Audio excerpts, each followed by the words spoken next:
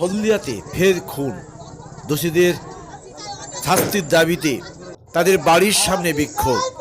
আপনারা দেখছেন হলদিয়া নিউজ।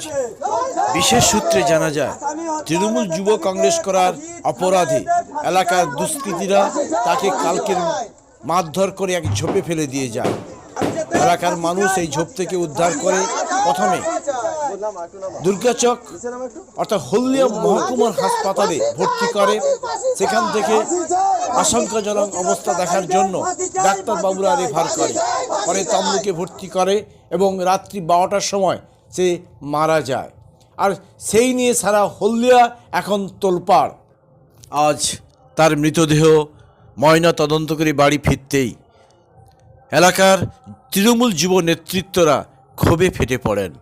তাকে শেষ শ্রদ্ধা জানাতে তৃণমূল যুব কংগ্রেসের পূর্ব মেদিনীপুর জেলার সভাপতি এবং হলদিয়া টাউন ব্লকের যুব সভাপতি আজগর আলী পল্টু এবং সহসভাপতি অর্ণব দেবনাথ এবং এলাকার বহু যুবক এলেন তাকে শেষ শ্রদ্ধা জানাতে, তার শান্তি কামনা করে, তার বাড়ির সমবেদনা জানাতে। কি বলছেন পূর্ব মেদিনীপুর জেলা তৃণমূল কংগ্রেসের যুব সভাপতি? আপনারা জানেন যে কিছুদিন আগে বিজেপি রাজ্য সভাপতি দিলীপ ঘোষ এসেছিল এবং বলেছিল যারা তৃণমূল করবে তাদের দেখে নেব।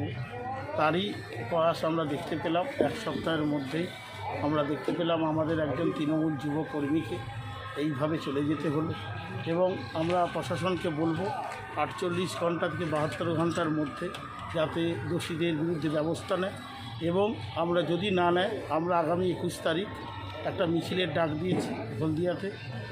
এই অপশাসনের বিরুদ্ধে আমাদের লড়তে হবে এবং বিজেপি যেভাবে অপশাসন চালিয়ে যাচ্ছে তার বিরুদ্ধে আমাদের সবাইকে একসাথে কাজ করতে হবে এবং লড়তে হবে।